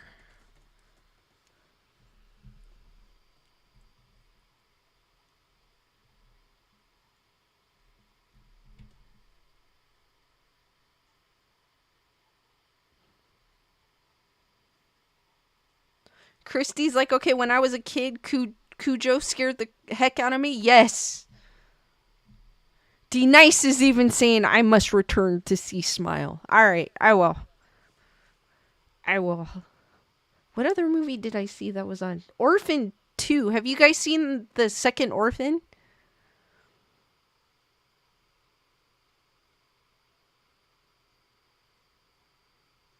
That I think one of them came out when she was super young.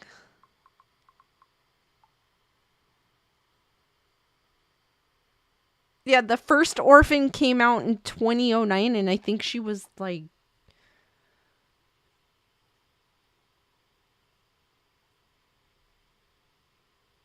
she was super young in it.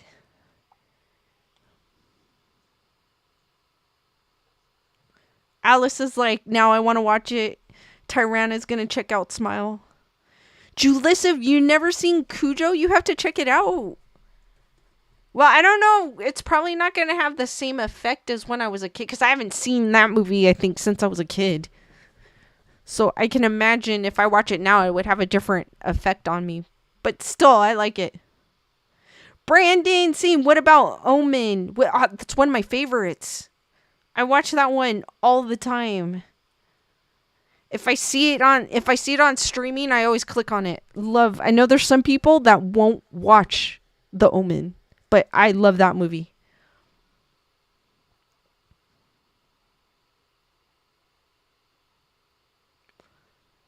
Matthew saying for a good Halloween episode of a TV show, Quantum Leap, The Boogeyman, many King references, including Christine and very young Stephen King. Cool. Tyranna is saying Orphan, that I'll have to see the new one.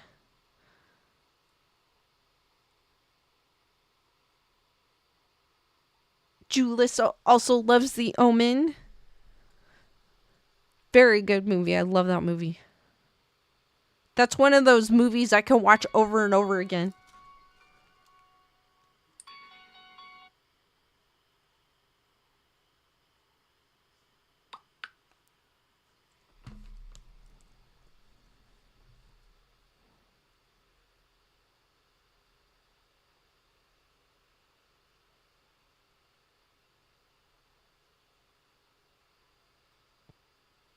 Alright, guys, you got any more questions?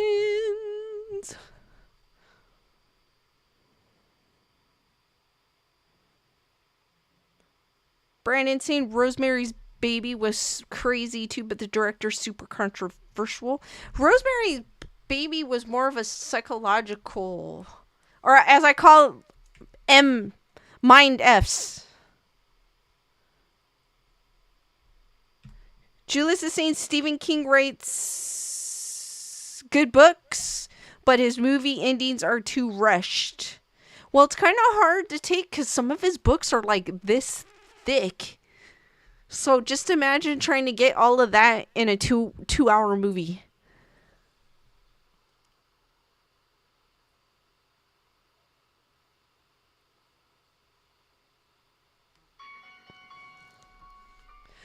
Oh, wow, that's crazy. Christy saying my mom told me she saw House on Haunted Hill in the theater and they actually had a sheet ghost fly through the theater. That's scary.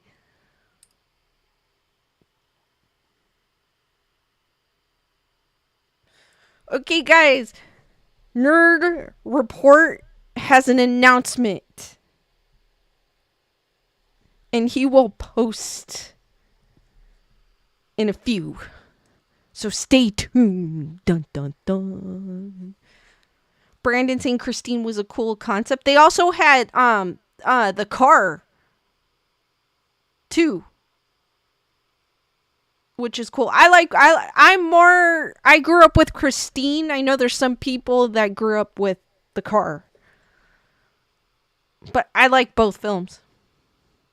Alice is saying Stephen King movies are scary.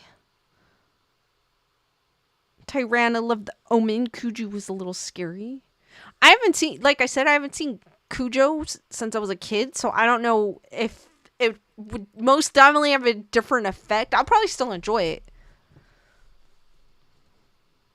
Bernadette liked The Frightening with Michael J. Fox. I want to see that this documentary with Michael J. Fox. But I think it's going to be on Apple TV, and I don't have Apple TV. Melissa saying, is Nerd Report's Baby Yoda approved?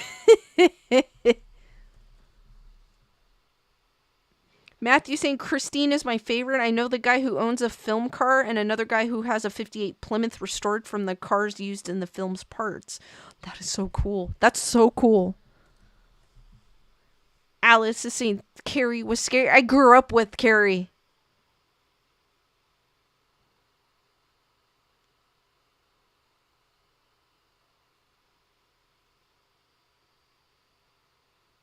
Melissa met Nerd Report's announcement. Yes, it is approved. Christy likes the Hitcher? Or Hitcher? I don't know if I've seen that one. Oh, that's cool. Matthew's saying the film car's owner also has the backwards running speedometer. That's super cool. That is cool. That is cool. Didn't that 50 Plymouth only come in one color when it was manufactured? Because I saw a documentary on Christine and they were saying that Plymouth only came in one color. It wasn't released in that red color. Alright, guys. Nerd Report dropped his announcement. Guys, go ahead and click on... He's spamming my chat. Go ahead and click on that and check it out. He went crazy.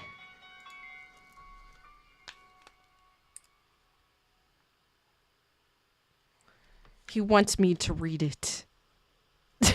Hold on, guys. Let me see if I can open this up without...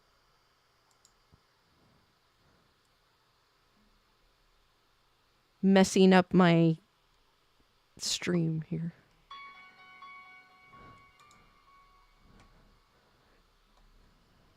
Alright, guys. Basically, what's on that link.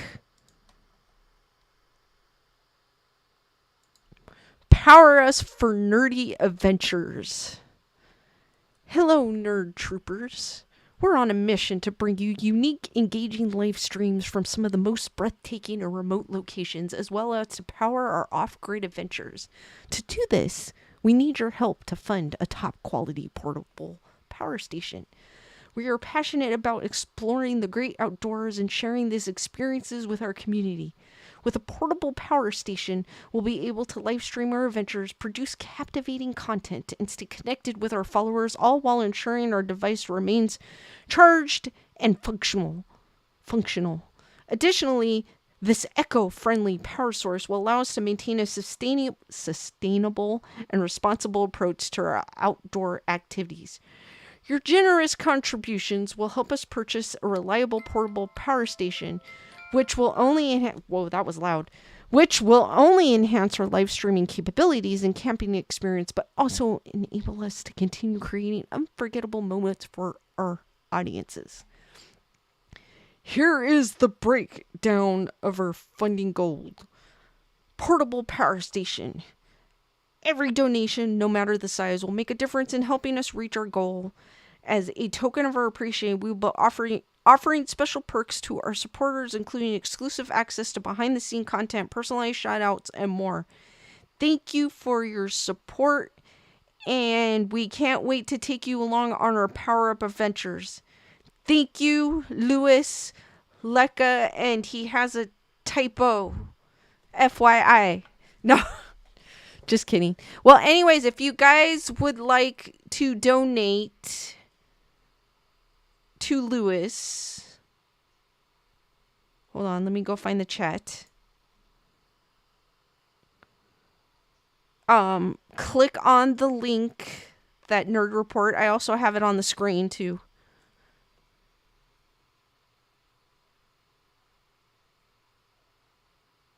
Nerd Report's like live stream from haunted locations. D Nice is saying it's a good one. My dad has one. Oh, that's cool.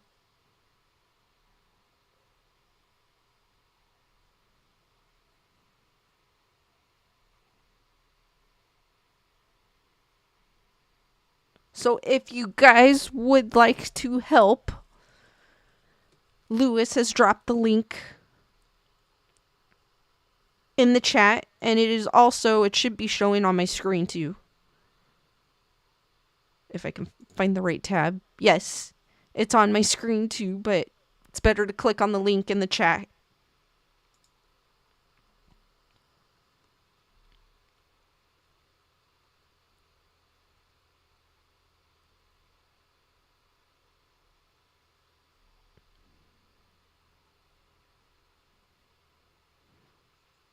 Nerd Report saying Melissa donated $10. Thank you, Melissa. Hearts for Melissa. Once Nerd Report stop spamming the chat.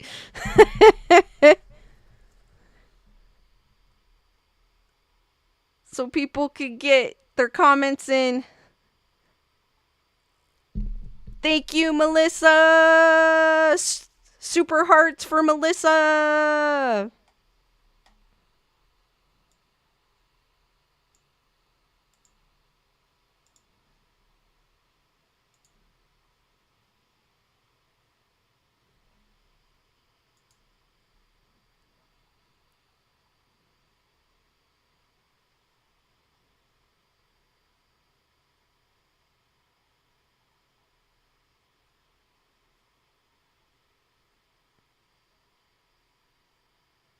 Nerd Report says no.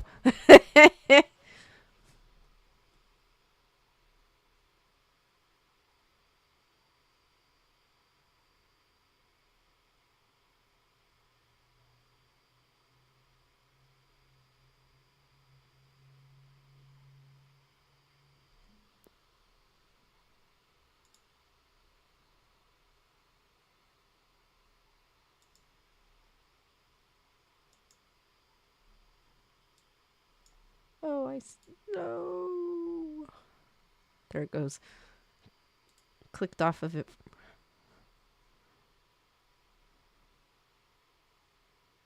Guys, even $1 will help.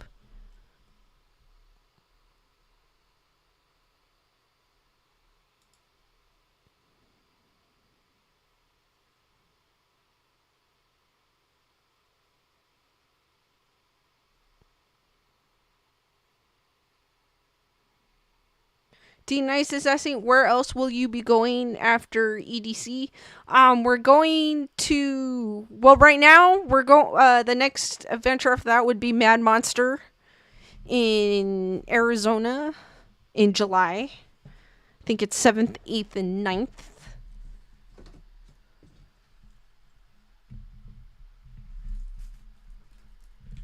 Sorry, guys, I'm trying to stretch my legs. Matthew saying, stop embarrassing Lisa. Lewis, also give Lisa her lightsaber.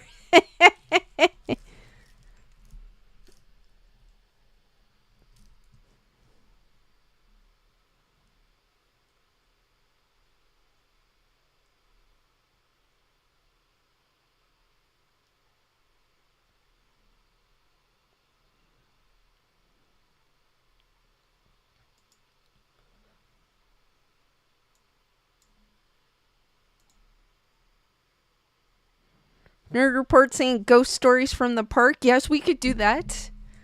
Griffith Park is super haunted. What is it? Picnic table 29? I think it was 29. Is it 29 or is it...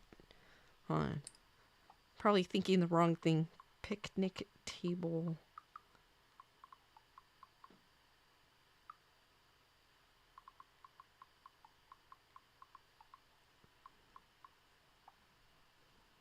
Yes, picnic table 29. Where a couple was doing what typical teenagers do. And they were crushed by a tree. And allegedly, that bench is haunted.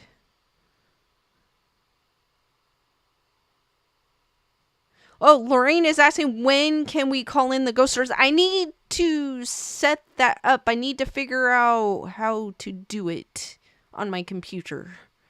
And then once I set it up, I will let you know. I do want to do that, though. I just need to figure out how to set it up. But for sure, Lorraine, I will keep you guys posted. D-Nice is like camp out in the old zoo. I don't know if they'll let you. But apparently that is allegedly haunted too. Alice is like, maybe Lewis will go hiking. Lorraine's saying StreamYard? Maybe. I gotta see how to hook it up to what I'm using. And see if I can do that. I'll brainstorm it. Nerd Report, Tyranna donated $10. Hearts for Tyranna. Thank you.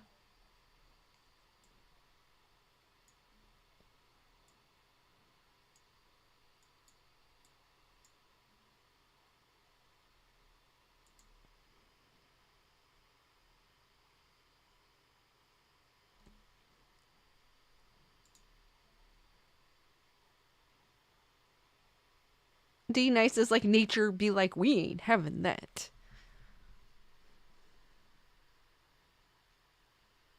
Thank you, ladies.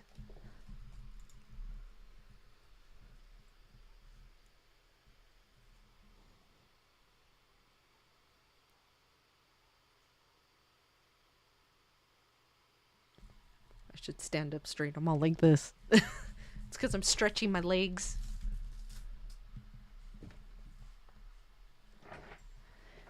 Christy with the cat in the box. Oh.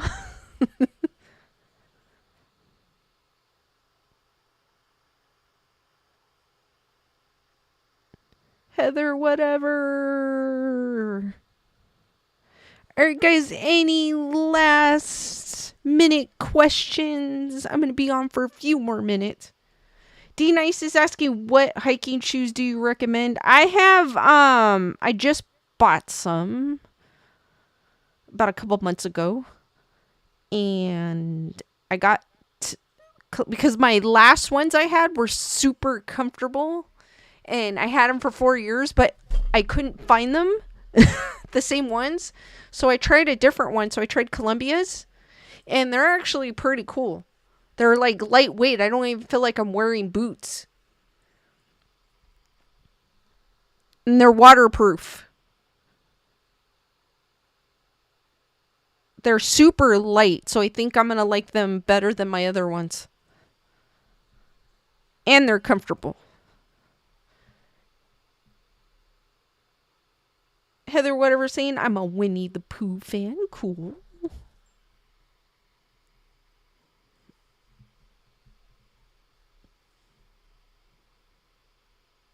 It looks like our weather stabilized.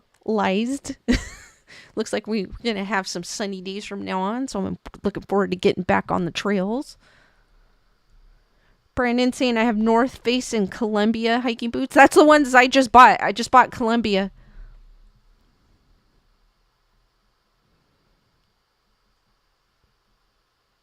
Lorraine's asking, have I ever worn Keen Urban sandals? No. Are they super comfortable? I may have to check them out. Because usually I wear Crocs. Or Croc-like shoes. Because the one, I found ones that were black and red, but they're not Crocs, but they're like Crocs.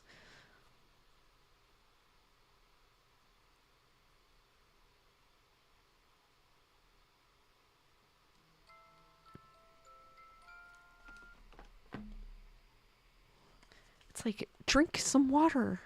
I don't know why my phone's telling me to drink water. It's like, turn the stream on 1 liters. Wait. Why it's asking. It's weird.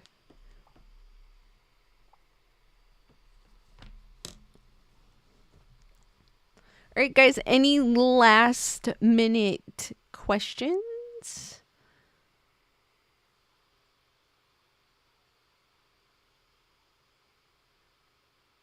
Before I end here.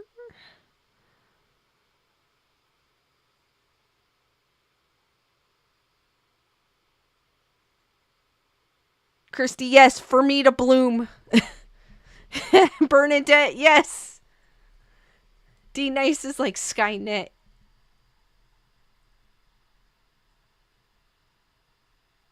Maybe.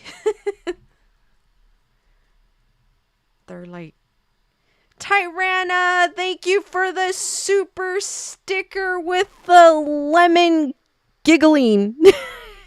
Hearts for Tyranna. Alice is asking, will you do any ghost stories tonight? No, not I probably will do some on Saturday. For sure. I'll do some ghost stories for sure. Find some good ones to tell.